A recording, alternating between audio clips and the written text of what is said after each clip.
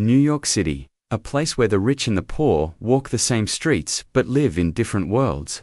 It was one of those brutally cold winter nights when the wind howled through the skyscrapers, cutting through layers of clothing like a knife. Snowflakes swirled in the air, disappearing into the cracks of the city's sidewalks. Among the hundreds of people rushing past, a man sat slumped against the wall of an upscale hotel, wrapped in a ragged coat that barely shielded him from the freezing air. His name was Jack Turner. Once, he had been like the people walking by, employed, respected, part of the system.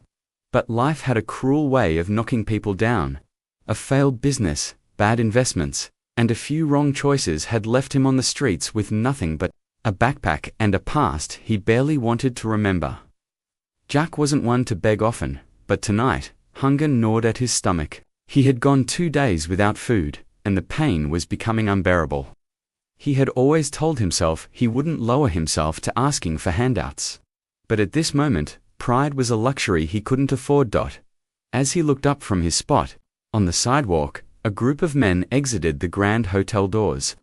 The golden lights of the lobby cast a glow over them, making them stand out against the cold darkness of the street.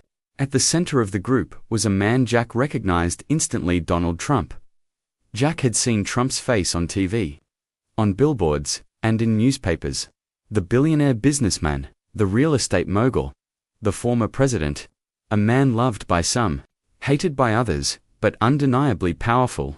He had built an empire, lost fortunes, and rebuilt them again. If there was anyone who knew how to come back from nothing, it was him. Jack took a deep breath. He wasn't expecting much, but he had nothing to lose. As Trump and his men walked past, Jack raised his voice. "Hey, Mr. Trump, can you spare $1? For a moment, nothing happened. The security team barely glanced at him, prepared to ignore yet another homeless man on the streets. But then, surprisingly, Trump stopped.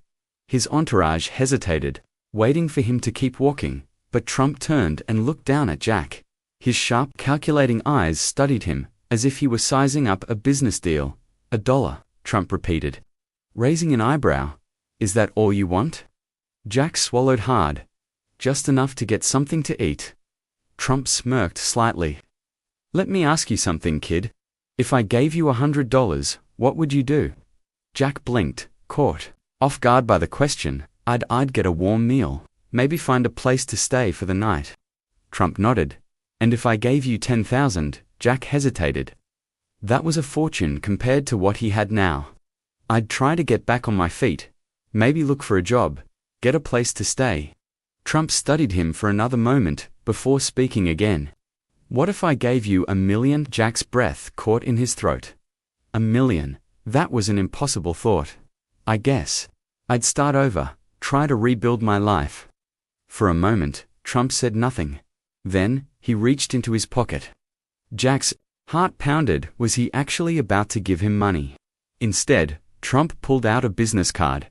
I won't give you $1, he said, handing Jack the card. But if you're serious about changing your life, be at this address tomorrow at 8 a.m. Ask for me. Jack took the card with trembling fingers. It had an address in Manhattan, along with a single word in bold letters: Trump Tower. Trump gave him one last look before turning and walking away, his security following closely behind. Jack sat there, staring at the card, his mind racing. Was this real, or was Trump just toying with him? But as he felt the cold creeping deeper into his bones, he realized something. This was his chance, and he wasn't going to waste it. Jack Turner sat frozen in the sleek conference room of Trump Tower, gripping the pen as if it were the last thing tethering him to reality. The business proposal form in front of him was blank, waiting to be filled with an idea and opportunity. Across the table, Donald Trump sat with his arms crossed, watching him intently. The billionaire tapped his fingers against the polished wood. Tick-tock, Jack. You asked me for $1, and I offered you something better. But if you waste my time, you'll get neither. Jack exhaled sharply, pushing aside the fear clawing at his mind. He had spent years trapped in a cycle of failure, convinced that he had no way out. But here right now he had been given a chance, a real chance. He picked up the pen and started writing. A past that refused to Diaz.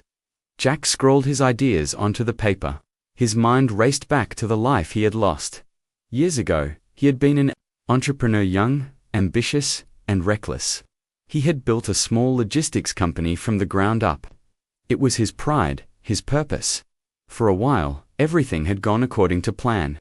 His company had clients, revenue, and growth. Until the cracks started forming. One bad business deal. A contract that fell through. A competitor who undercut his prices. Then came the debts. One by one, investors pulled out. His employees left. The bills piled up, and soon, there was nothing left to salvage. The banks took his assets. The world moved on without him. He had gone from running a business to sleeping in shelters. Then, finally, the streets. But now, for the first time in years, someone was giving him a way back in. The business plan. Jack forced himself to focus. He needed a proposal that would prove he was more than just another desperate man begging for help. His mind sharpened as he started writing. He sketched out a new logistics business model, a streamlined, high-efficiency delivery service targeting small businesses. Unlike the giants of the industry FedEx, UPS, and Amazon, this company would focus on speed, affordability, and flexibility, catering to local stores, independent brands, and e-commerce sellers who needed a personalized touch. The business would cut down overhead by using an app-based system, allowing customers to request deliveries with the same ease as ordering an Uber. No more rigid pricing models, no more unnecessary bureaucracy. Just a fast, reliable, and affordable system. Designed for modern businesses. Jack knew logistics. He knew the flaws in the system, the bottlenecks, the inefficiencies. He poured all of that knowledge into the proposal, detailing everything from delivery routes to potential costs to scalability options. By the time he finished, an hour had passed. His hand ached from writing. He put the pen down and slid the paper. Across the table, Trump picked it up, scanning the words with his usual sharp, analytical gaze. The silence was suffocating as Jack sat there, waiting, praying for some kind of reaction. After a long pause, Trump smirked. "Not bad." Jack exhaled, his shoulders sagging with relief. Trump tossed the paper onto the table. "You know, I've had embers from Harvard give me worse ideas than this. But a plan is just a plan, Jack. What matters is execution. Do you think you can actually pull this off?" Jack met his gaze. "Yes." Trump leaned forward. "Then prove it." The real test begins. Jack expected Trump to hand him money, shake his hand, and send him on his way. He was wrong. Instead, Trump made a phone call. Within minutes, a man in a navy suit entered the room. He was tall, lean, and had the air of someone who lived in boardrooms. Trump gestured toward Jack. "This is Ron Whitaker. He oversees operations for some of my companies. If you're serious about this, you'll work with him for the next month. If you fail, you're out." Jack's stomach twisted. "Why do you want me to start now?" Trump chuckled. "Business doesn't wait, Jack. You think I built my empire by sitting around? You want in? This is your shot."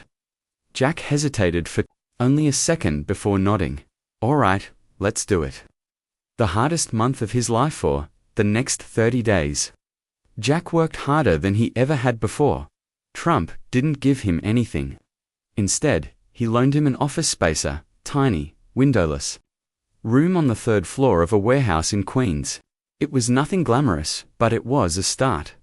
Jack spent his days making cold calls, trying to convince businesses to take a chance on his unproven service. He spent his nights studying, learning everything he could about supply chains, efficiency, models, and pricing strategies. Every morning, Ron Whitaker checked in. Every week, Trump himself called, "Still hungry, Jack?" or "Are you ready to quit?" Jack never quit. Slowly, the pieces started coming together. A small restaurant chain agreed to use Quickline for their food deliveries. Then a local clothing boutique joined in. A tech startup needed urgent shipments, and Jack made it happen.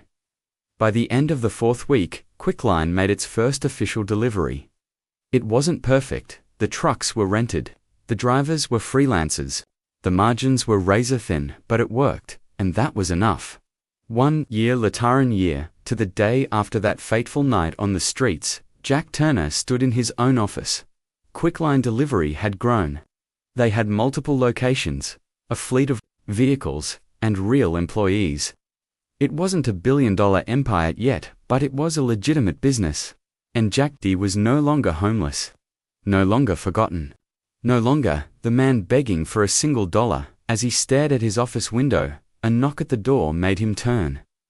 Trump walked in, hands in his pockets. He glanced around, nodding in approval. Not bad, Jack grinned. I had a good mentor. Trump smirked. Let's not get carried away. He reached into his pocket and tossed something onto the desk. A single dollar bill. Jack stared at it, confused. Trump chuckled. That's what you asked for, right? Figured you finally earned it. Jack laughed, shaking his head. Yeah, I guess I did. As Trump turned to leave, Jack picked up the dollar, staring at it for a long moment before placing it in a glass frame on his desk. It wasn't just a dollar anymore, it was the symbol of the night his life changed forever. Because sometimes, what you need isn't money, it's an opportunity and the will to fight for it.